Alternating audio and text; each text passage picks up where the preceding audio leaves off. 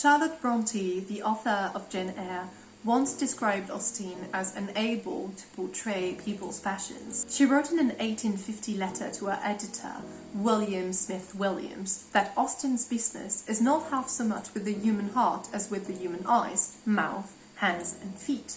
What sees keenly, speaks aptly, moves flexibly, it suits her to study, but what throbs fast and full, though hidden, what the blood rushes through, what is the unseen seat of life and the sentient target of death, this Miss Austen ignores.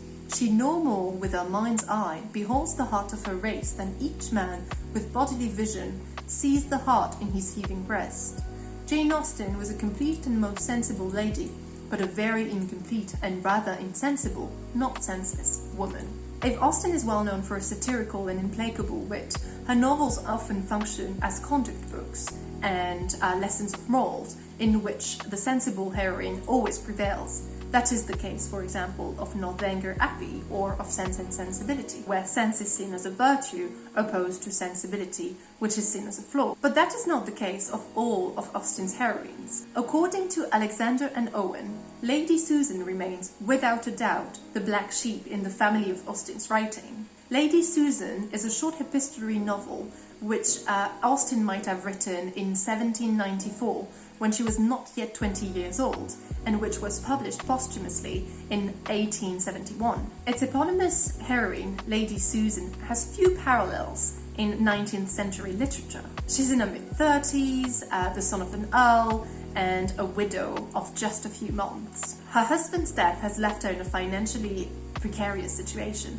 and the book follows her schemes as she tried to restore her financial stability and to quickly secure a match for her daughter. Far from being an ideal mother, she contemptuously regards her daughter as a stupid girl with nothing to recommend her.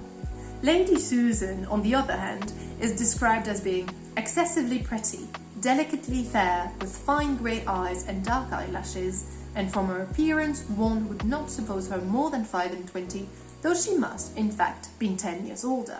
She possesses beauty, charm and artfulness, art in the sense of artifice, of vagueness, and she uses those to her advantage to goad everyone into liking her. I am indeed provoked at the artifice of this unprincipled woman.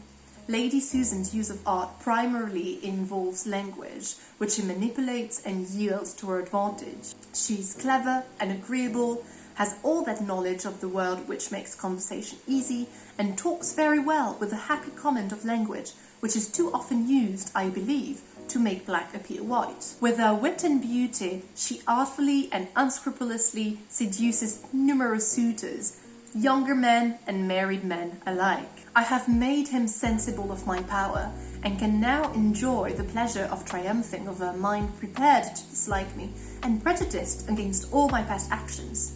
I have subdued him entirely by sentiment and serious conversation, and made him, I may venture to say, half in love with me. Usually in Austen's world, female characters who have shown immorality and lack of principles are severely punished. That is the case, for example, of Maria Bertram in Mansfield Park. However, Lady Susan appears to be treated more leniently. She ends up getting rid of her daughter and marrying a younger, foolish and wealthy man who she will be able to manipulate as she wishes. As we are told by the narrator, the only factors which could prevent Lady Susan's second marriage from being happy are her husband and her conscience, both of which, as we know, are negligible. Ultimately, Lady Susan appears as Austen's most modern heroines and the most transgressive, who is, if not rewarded for her wrongdoings, at least not severely punished for her independence and freedom. Thus, as stated by Brassard, she refuses the performative roles such as faithful wife,